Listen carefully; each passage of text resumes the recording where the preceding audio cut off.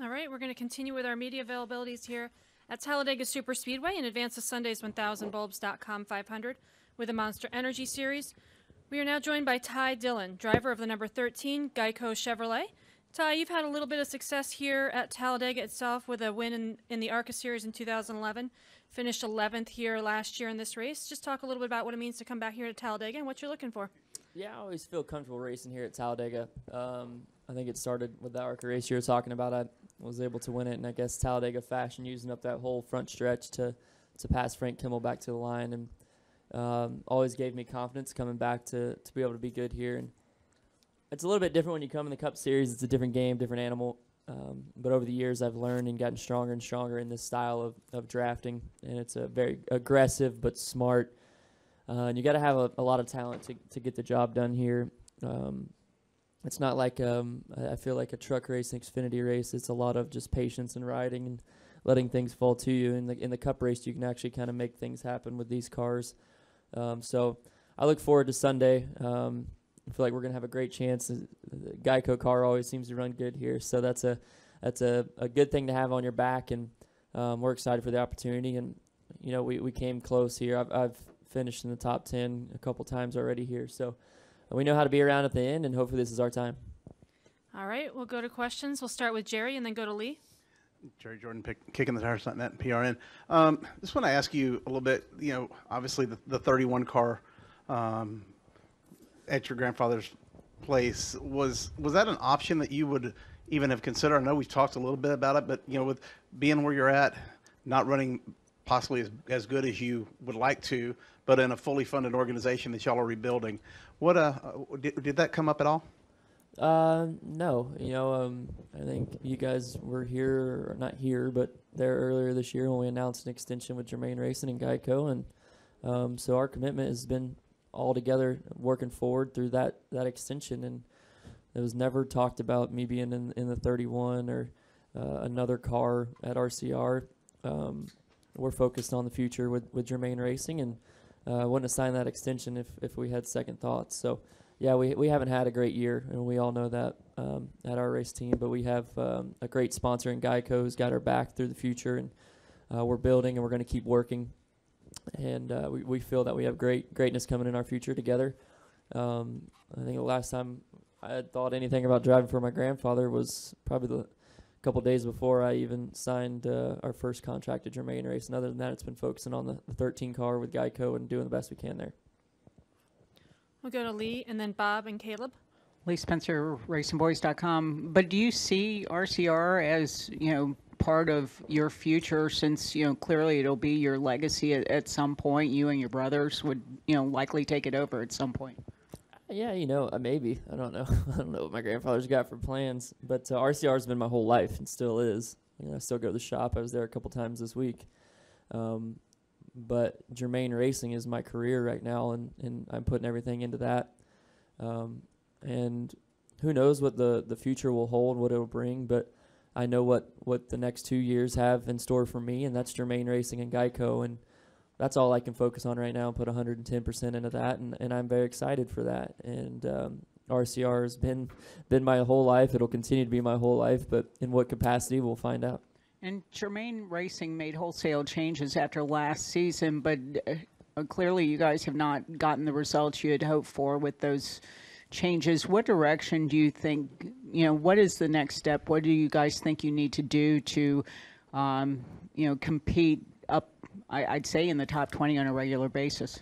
Yeah, we got to keep adapting. You know, we made changes, and we believe in those changes and stand by it. And we all believe in Matt. I think, you know, the biggest change was just Matt Borland coming in, and you know, Booty moving on, and that was really the only change that we made. And the biggest change of all has been changing our car from the SS to the Camaro. You take a single car team without the same overall budget as some of these other Chevy teams, and our development process can't possibly be quick enough compared to those guys. So you know, we've been a little behind in that, and we're working really hard to get caught up. And we know as the years come, as that box of learning a new car gets smaller and smaller, we'll be more and more competitive.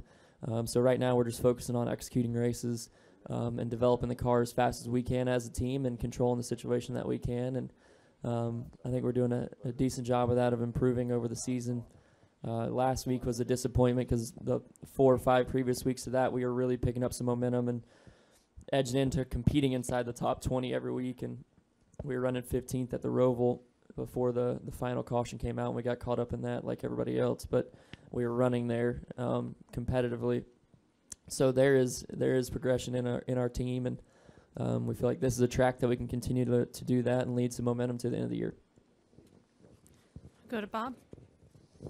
I'm Bob Hockris, ESPN. Casey Kane announced this week that he can't race anymore in stock cars because of this dehydration issue. Does that concern you at all? Are you curious about that? Because nobody can seem to pinpoint the cause. Yeah, it's a very scary thing, and I've been in this, I guess, driving less than Casey has, a lot shorter career so far, and I've noticed things as far as Xfinity races, and certain times, for whatever reason, sometimes the Xfinity cars even get hotter than Cup cars.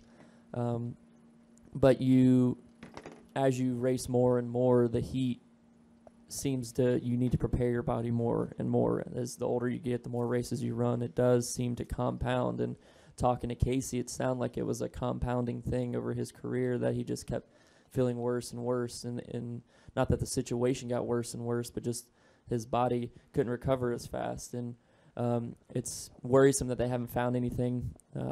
Obviously, Casey's health means a lot to everybody, and hopefully, when I was talking to him, he's hoping that he can figure something out to help all of us.